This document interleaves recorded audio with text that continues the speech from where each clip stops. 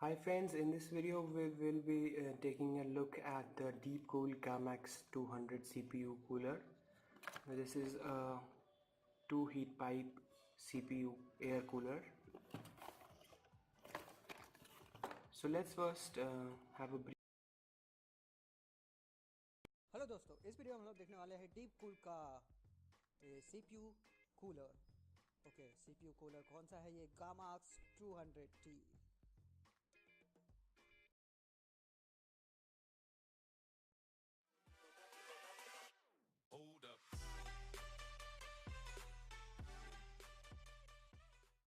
What's up guys, it's me Tex here, and we're going to be installing the Gamix 200 for my PC.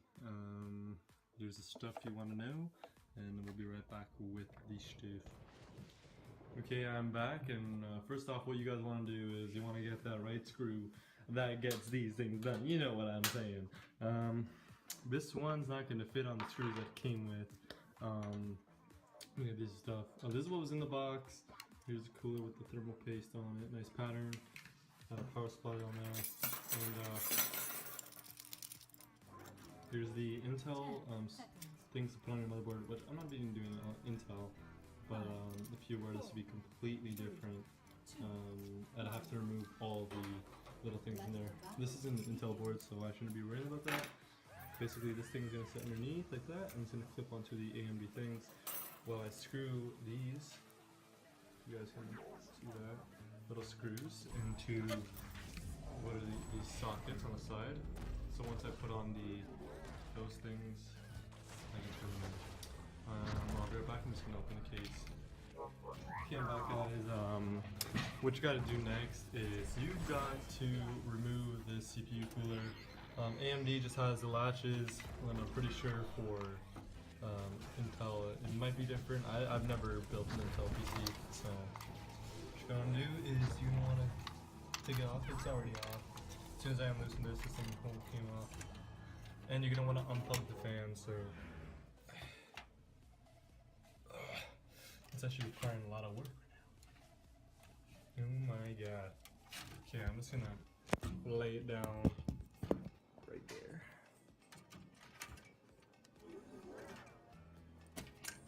Alright, I got the thing out. See, it's no more power. I'm safe, and now I'm just gonna wanna wiggle this out. There you go, came off. Thermal paste is a little greasy on there. Don't pull it off really fast because it'll probably rip it off, which I don't want to do. Okay, you ready? I got my girlfriend with me, and we're gonna install this. You're gonna do that. Alright, here's my girlfriend installing the 4 screws on there. They're a little silly to get on because it kept falling everywhere. Now you gotta keep picking them up. But eventually we did get them on, and yeah. After some technical difficulties, put it on that way. And so install the screws, we'll be right back. So my girlfriend ended up wanting to go clean the dog because it smells like crap. Now what we're gonna do is, I'm gonna focus this camera. Alright, you guys can see that. So there is a little bit of residue on the CPU. There we go, focused in. Just gonna clean up all the little spots in there. I accidentally touched a little bit of this getting on the bracket, but it's alright. Mostly you're gonna want to do it with alcohol. There's a specific time you can do it with. I'm not sure what it is, but I'm just gonna use a paper towel because I don't have time to go run out in the store. Alright. Paper towels, mom. I'm really excited. This is actually, that cooler was actually supposed to be for my girlfriend. Okay, so now we're gonna go clean up on the residue on the CPU. If you guys can see that, there are little gray spots on there. So we're gonna go ahead and clean it up. Just the dry spot. You do not want to get water on this. So you just apply a little pressure. Should come right off. See, there are residue on there. So clean it off.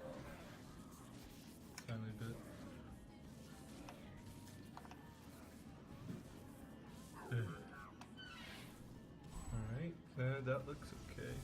Just a little more. Clean up. Yeah, there's my clean AMD FX 6300. A little more on there. There we go. Now we are going to apply this thing. Oh, I don't know. I'm gonna figure out the layout and I'll be right back because I don't want the hot air to like be in here. I probably have to switch the way of that fan, which I really don't want to, but alright. So what we're gonna do is we're gonna mount the fan this way because this one's bringing in air, this one's bringing in air, and this one's actually taking out air. So yeah, this is like no, yeah, it has to go that way. So all right, now here's me installing the cooler. It was a pain in the ass to install because it was, as soon as you put it on, it wasn't hitting the pin, so you'd have to apply pressure on one side and to the other side, and you felt like you're gonna break the motherboard, so I was trying to be as careful as I could. And then the biggest mistake, you should always plug in the fan power port first, because I made that mistake and I had to take it off and do everything all over again. Ugh. Alright, so now I finally got it installed and I put it over the pin, and this is a final product, and it is looking so sweet. I mean, the blue fan looks so nice with the radiator and everything, but you could see how small of a space I had, and you know, really putting pressure on that motherboard feels like it's gonna break. And there is little small space where I had to plug it in, so I have big hands, so it's hard for me to do that. Definitely get this cooler, guys, for 23 bucks. Nothing can go wrong. Thanks guys for watching. Leave a comment below, subscribe. Peace out, guys. Hold up.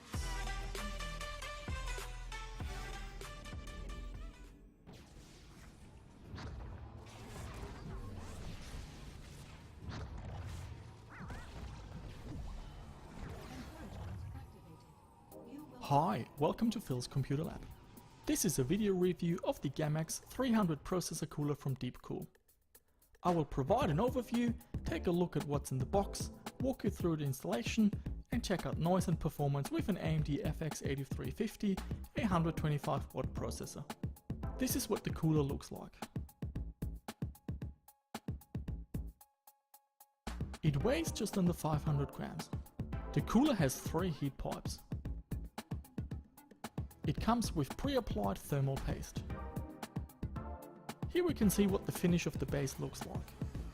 The supplied fan is 120mm, supports PWM and has a 4-pin connector. It operates at a speed between 900 and 1600 RPM. The fan can be mounted on one side only, so double check the orientation when installing the cooler. The cooler is rated for processors of up to 130 watts. It is compatible with a range of processors from Intel and AMD. For Intel, it supports the socket 1366, 1156, 1155, 1151, 1150 and 775. For AMD, it supports socket FM2, FM2+, FM1, AM3, AM3+, AM2, AM2+, 940, 939 and 754. On the website is a note regarding optional socket 2011 compatibility. I did ask Deepcool for more information but haven't received a reply yet. The cooler sells for around 25 to 30 Australian dollars. I purchased mine from an eBay shop for 35 Australian dollars including shipping. So let's have a look what's in the box. We have the heatsink, the 120mm fan, mounting clips for Intel and AMD, as well as 4 screws. The fan is removable and makes installation a little bit easier. So let's have a look how to install the Gamax 300. We'll start with Intel first. I'm going to mount the cooler onto a socket 775 motherboard. The first step is attaching the Intel clips onto the base of the cooler.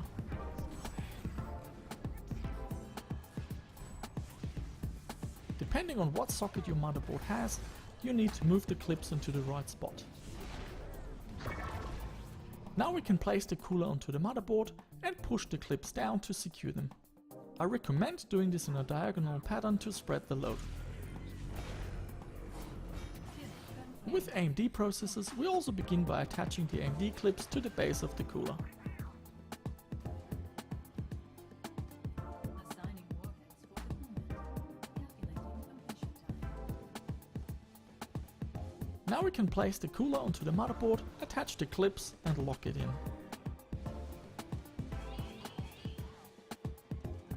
Once the cooler is installed, we attach the fan and plug in the fan connector.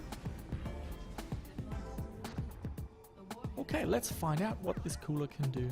I'm testing it with the pre-applied thermal paste and an AMD FX 8350 4GHz 8-core processor rated at 125 watts.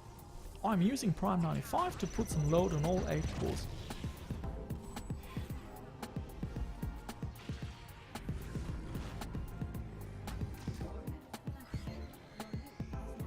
After an hour under full load, we can see that the processor temperature reported by CPU ID hardware monitor is just under 50 degrees with a maximum of 53 degrees. There is always the issue of accuracy of these readings, but the processor did not throttle throughout the session. Now let's take a look how the cooler does when we stop the load. Your team has lost the fort. We can see that the temperatures drop very fast, which is a good sign that the cooler is very comfortable in handling this processor. We can also see that the PWM function works really well. When the computer is idle, the fan spins down, and when it's under load, it speeds up to cool the processor better. And that's it for this video. If you found this interesting, please subscribe, share, like, and leave some comments down below. I'm always keen to hear from you.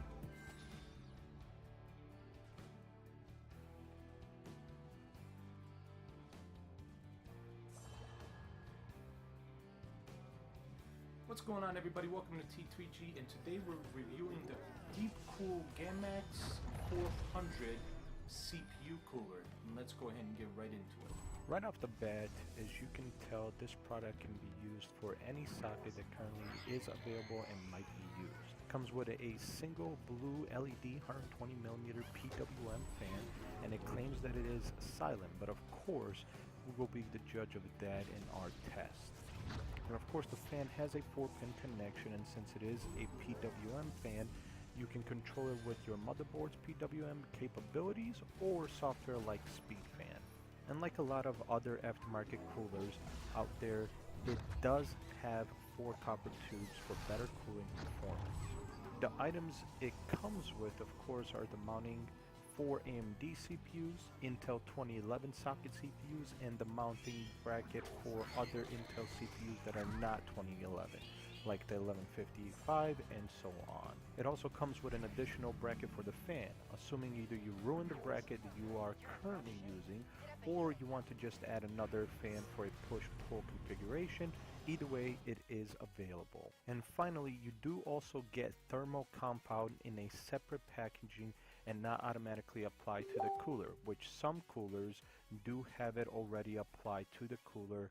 This way around, you can actually apply it to the CPU and then install the cooler. Now, the biggest reason I like this cooler and decided to pick it up is because the way the brackets for the mounting of the cooler are set up. You use factory backplates and do not have to worry about using new backplating for CPUs, which if you've installed a few coolers like this, you will know can be a pain on how they mount. Okay, enough on the cooler, let's go into installing it and see how it performs. Alright, now after looking at what the product gives us and the packaging, let's go ahead and get into to see how it performs. But first, let's go ahead and take a look at what this system is running on the stock cooler for heat. And the way we're going to be doing this is we're going to be using CPU ID hardware monitor, which is going to monitor our CPU temps. And then also as well, we're going to be running Prime 95 just for the CPU test, just so we can get that amped up and have it running as possible, as tough as possible, so that way we can see where the heat kind of sits at. And then once we do that, we'll go ahead and let it cool down, install the new cooler, and then see how it works in the heat cooler. Alright, now as you can see right here on our desktop, we have hardware monitor and Prime 95. We'll go ahead and open up hardware monitor. This right here is going to show us our processor, which is the 8320, and then then right here for the temperatures, it does show currently it's running anywhere between 25 to 30 degrees Celsius. The low, the minimum is at 22, and then the max so far has been 34.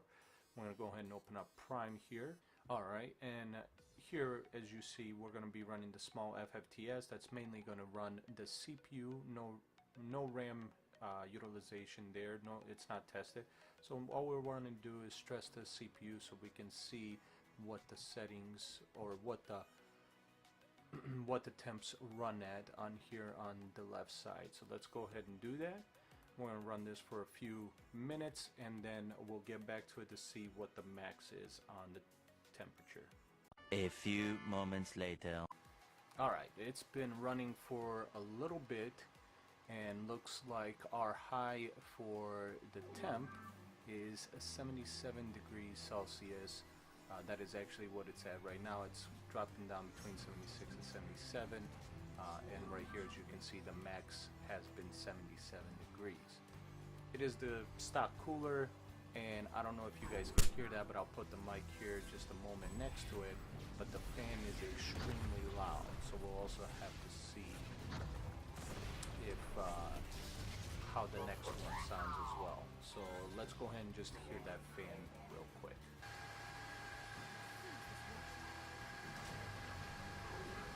Alright, now after seeing what it runs at for speed-wise and hearing the fan, it's still pretty loud. Let's go ahead, shut this off, let it cool down, install the new hardware, and see what happens next. Let's see if this cooler is worth